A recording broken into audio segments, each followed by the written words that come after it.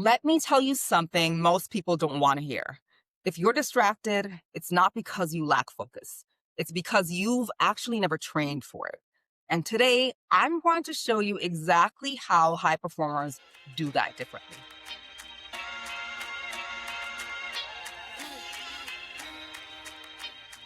Welcome to With Karen D, the podcast, the place where we go deep on the reality that good things do not come to those who wait.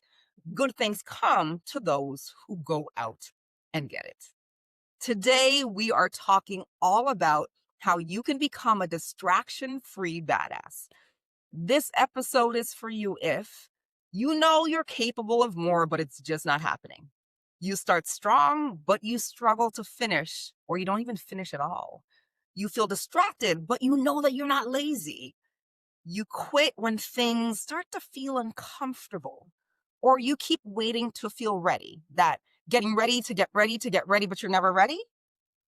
This episode is for you if you identify with any of those things. All right, let's get into it.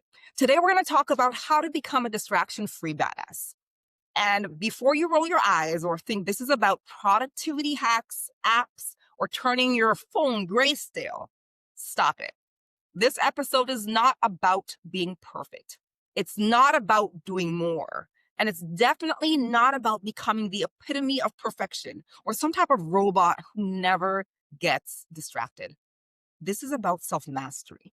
Because after working with hundreds of high performers, executives, leaders, athletes, people operating at a very high level, I can tell you something with 100% confidence. The difference between people who consistently hit their goals and people who stay distracted, stuck, or frustrated is not talent. It's not intelligence, and it's not motivation. It's this. They are willing to manage their distractions. They have a plan for their distractions. And when their habitual distractions show up, like doom scrolling, they do something different. That's it. They're not better than you in any capacity. They are not smarter than you. They're just more intentional and willing. Now, before we jump into things, I want to get clear on something right now. And it's kind of the lie, or I call the BS about distractions and being distracted. Distraction is not a character flaw. It's not even a lack of discipline. And it's not because you're bad at focus. It's not you. That's what I'm trying to say here. Distraction is a trained habit. What's happening is you've trained your brain, whether you meant to or not, to respond to notifications, urgency, someone else's urgency, boredom, discomfort. So when people say, you know what, Karen, I just can't focus. I try to sit down and get things done and I just can't do it. What they're really saying is this. I've never trained myself to stay and sit with and sit in discomfort, because that's what focus really is. Focus is staying when something feels uncomfortable. And most people bail right there in that moment, right then. Not because they can't do it, but because they don't like how it feels. It's easier to get distracted with something that feels comfortable and that feels like second nature instead of sitting with the discomfort, which in all honesty is usually what gets you to the place you really want to be at or that goal that you've been trying to knock off and achieve. And I don't know if you ever heard the saying that what's on the other side of discomfort or what's on the other side of what you're avoiding is exactly what you want. But whatever you've heard, it's true. On the opposite side of discomfort is exactly what you want in life or a goal, right? Now, here's what I want to talk about now. Here's what I've seen. Here's what I've witnessed with high performers that most people miss altogether. They do not wait for distractions to appear. They expect them.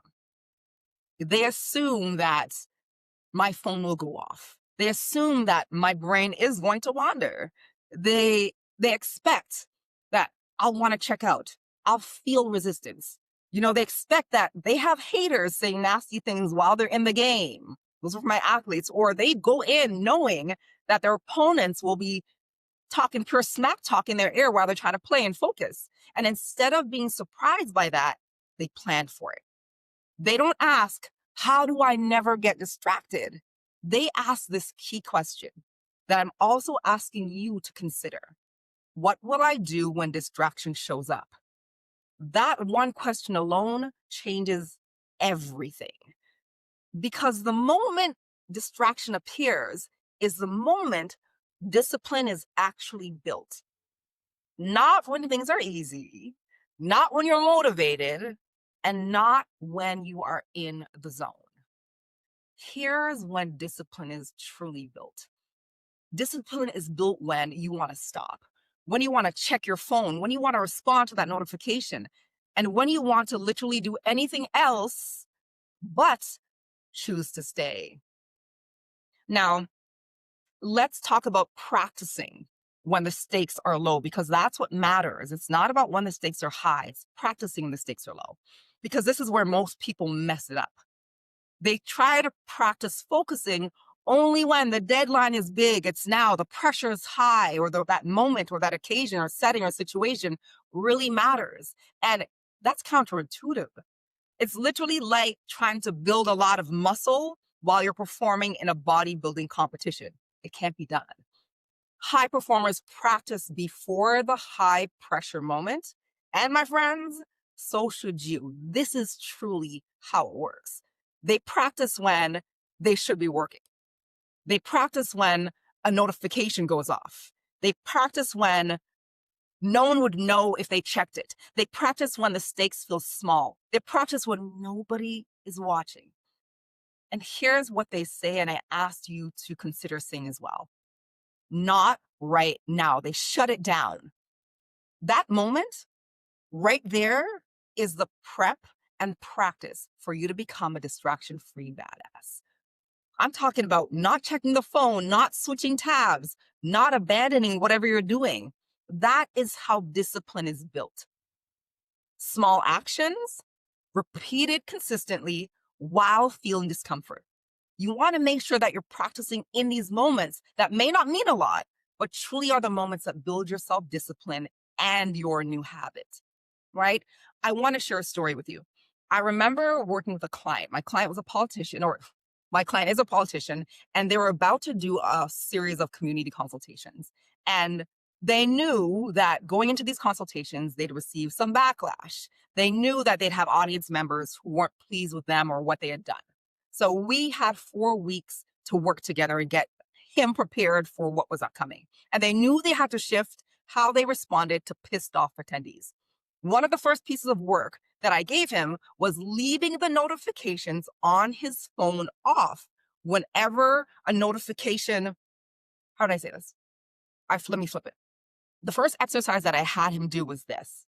I had him leave the notifications on his phone on so he could practice not being distracted by the notifications lighting up his screen, right? And the practice or exercise was whenever your notification went off, I don't want you to look at it. I only want to check your notifications. I only want you to check your notifications on the hour. So check it at 1 o'clock, 2 o'clock, 3 o'clock, no matter if it went off at 1:15, 1:20, 1:25. That was the homework. And I remember him asking me and saying, Karen, really, is that it? And I said to him, trust the process, because I know exactly what I'm doing, and I do. He came back 2 days later, and here's what he said to me. He said, Karen, these are one of the hardest exercises that I've ever had to do. And I can't even tell you how many years. And he even said, like, or even compared it to working with this trainer. And he said it was even harder to do than not eating the snacks in my cupboard after 7 p.m. because his trainer said he shouldn't. You know, he told me about all the times that he almost gave in. And at one of the times he felt like he was shaking and always looking at the clock and until it was that time or that time on the hour for him to check his notifications. But here's a key thing. They were willing to put in the work. And that simple exercise allowed him to take back ownership of his self-discipline. So to make a long story short, right, after a few weeks of working together, he was now able to go into these community consultations knowing who was in the audience. And the biggest thing is it's not about them, it's about him. how to manage himself, how to manage those distractions. And those distractions for him were those negative opinions. And those negative opinions and people shouting out no longer ruled how he showed up. You see, distractions are different for everybody, depending on who you are and what you're doing or what you want to change. So it might be different from a certain high performer or based on your role. But know that the key is knowing what to do and the willingness to do the work to get there. Now, here's something else a lot of people don't want to hear. The people, the time when people quit is in the moment when it feels uncomfortable, it doesn't work the right way or the way they thought, or they feel resistance. Even bigger, when people don't get an immediate payoff, is the time they quit. And they tell themselves this: see, Karen, it doesn't work for me. Or you say that in your head, this doesn't work for me. And that's completely wrong. That's literally the moment that it starts working. That resistance, that urge to bail, that feeling of discomfort, that's the game. Self mastery is not supposed to feel comfy and cozy. It's supposed to feel confronting, because it is. If it felt easy, everyone would have a high level of self discipline. High performers, my clients, don't quit at discomfort. They recognize it as a signal they're training and the right thing. Now, let me get a bit sciencey on you. Simple science, though. For those of you who don't know, I'm a science geek all the way through and through. Discipline is not willpower, which a lot of people think it is. It's in truth a mental loop. Now, here's what the loop looks like. Here's how it works. Number 1, distraction shows up. 2, you notice it. 3, you pause. 4, you choose a different response. 5, you repeat. That's it. Every time that you interrupt that old programming, every time you interrupt that old pattern, you weaken it. Every time you push through and finish what you started, you build trust with yourself, because it's about you, not anyone else, not your external circumstances or settings. And my friends, self-trust, that's what high performance is built on. Not hype, not motivation, trust. Now, allow me to make this practical, because I don't want you nodding throughout this episode and then going home or doing nothing different tomorrow. This is all about action. This is how you train yourself to become a distraction-free badass in real life, not theory. We're going to walk through a few steps. Step number 1 is this: pick one focus window. So not your whole day, not your entire week, not even a month. Pick one 20 to 30-minute window where you will complete one thing. That's it. One task for 20 to 30 minutes that has one clear outcome. No multitasking, no bouncing from this and a little bit of this to a little bit of that. It's not about grinding at all. This is about training, the right training. Step number 2, I want you to expect the interruption. This is where people mess it up. Don't hope you won't get distracted. I want you to expect it. Your phone will buzz. Your email will ping. Your brain will say, let me just check this one thing. You see, that's not failure. That's the moment you're training for, right? That's step number 2. Now let's move on to step number 3. I want you to pause and don't react. When the distraction shows up, do not immediately respond. Instead, here's what I want you to do. I want you to take one breath. Inhale through your nose, exhale through your mouth, and make sure the exhalation is longer than how long you inhale. Then I want you to name it silently. Distraction. Just say it. Call it out. Note it. It will tell your brain to stop right there and then. After you call it out, don't judge it. Don't fight it. Just pause. You see that pause? That pause is power. Most people never pause. They react on autopilot. And I think we can all think of a time where we've been there, where Something's happened and you've reacted and you're kind of pissed at yourself after because you knew if you had a few seconds and instead of reacting, you would have chose differently, right? So that pause is power. Now let's move on to step number 4. I want you to stay there for 10 more seconds. I'm not asking you to stay forever. I'm asking you to stay 10 more seconds. So finish a sentence, finish a paragraph, finish a thought. Then I want you to stay for another 10 seconds. Just stay there in that discomfort. This is how you build tolerance for discomfort. Discipline is not force, my friends. I'll say that again. Discipline is not force. It's staying slightly longer than you want it to. Like that's how you build it over time. And I want you to know when I work with my clients, no matter what they do, they always have to start at ground zero. No one is just born a high performer. It's something that they're willing to work on. Got it? So now let's move on to step number 5. Finish the task that you started. This is the critical piece. You don't want to, or you don't build discipline by resisting distraction forever, right? You build it by finishing what you committed to. Completion builds self-trust up here. Every time you finish instead of bailing, your brain learns, oh, we do what we say we'll do. That's the muscle. That's the muscle that you're intentionally building, right? Now, I want to give you some real life examples that may or may not look like for you, but I just want to give you some concrete things. So you're writing an email and your phone lights up. You need to finish the sentence first. You're preparing for a meeting and you want to scroll. Instead of scrolling, you finish the outline. You're working and you feel bored. I want you to push through and stay anyway. You want relief. You choose completion. You see, these moments seem really small, but they're not. These moments are where discipline is truly built. And here's the important piece. I don't want you to overdo it.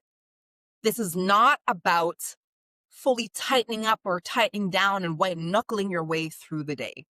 You're simply going to train one window. That example I just gave you, that exercise. I want you to win one moment, then stop. High performers don't burn themselves out practicing discipline. They practice consistently, right? It's not about talent. You don't have to be this top talented person. It's not even about intelligence.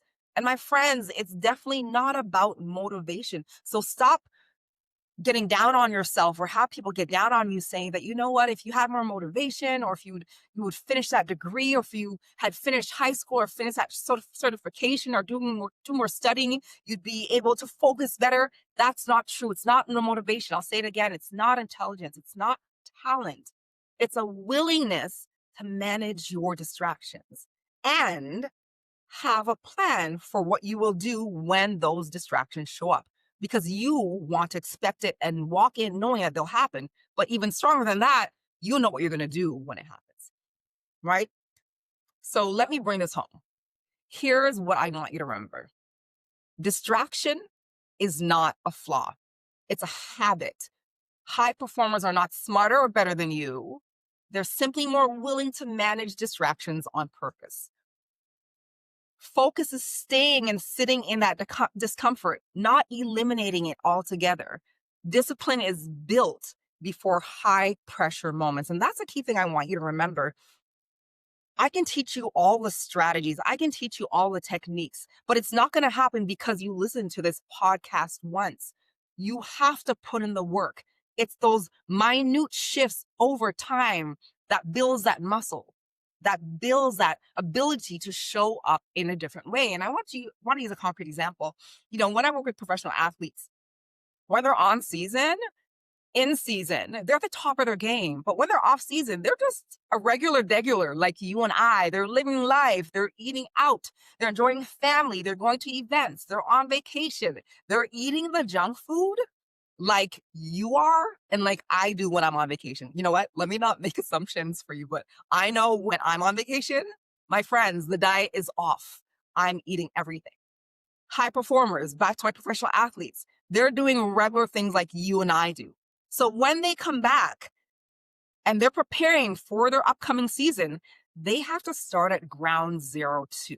They have to make those micro shifts so they can rebuild to what they're supposed to do. So don't think that, once again, it's only the talented people who live distraction free. No, it's a muscle that they build. It's work that they continually put in. Remember, discipline is built before high pressure moments. Small actions done consistently change everything.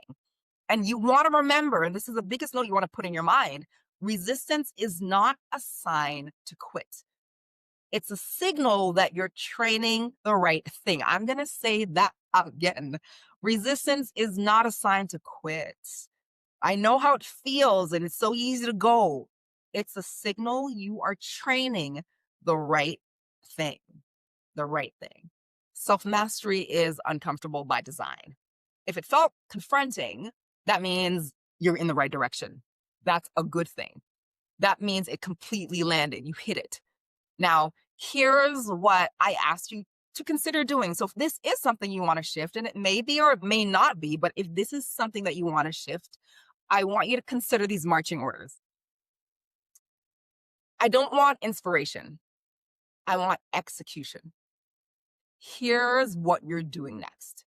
So today or tomorrow, pick one 20 to 30-minute focus window, one task, one outcome. Next, when the distraction shows up, because you know it will, I want you to pause. I want you to name it. Then I want you to stay 10 seconds longer in that discomfort. I want you to finish what you started. No drama, no excuses. Next, I want you to practice when it doesn't matter. Train this muscle. Train the skill set when no one's watching. When the stakes feel low. When it would be so easy to quit. That's how you win when the stakes are high. I'll say it again. Train when the stakes are low. So I'll give you something super simple. I know when I work on training my discipline and really working on being distraction free, which I work on too, some of the small things that I use when I say train when no one's watching, or what's training, or do some training when the stakes feel low, I'll be preparing dinner and I might be working with my trainer at that time. And I know I shouldn't be snacking, but I'm preparing dinner for myself and I will probably be preparing a different meal for my kids, right? And I know my meal has a protein and vegetables. And I know their meal has a protein, vegetables, carb, and another savory side. And here's how I practice in minute or micro doses. As I cook, the easy thing to do is just to grab a little taster of what I'm cooking for the kids, although I know it's not on my meal plan.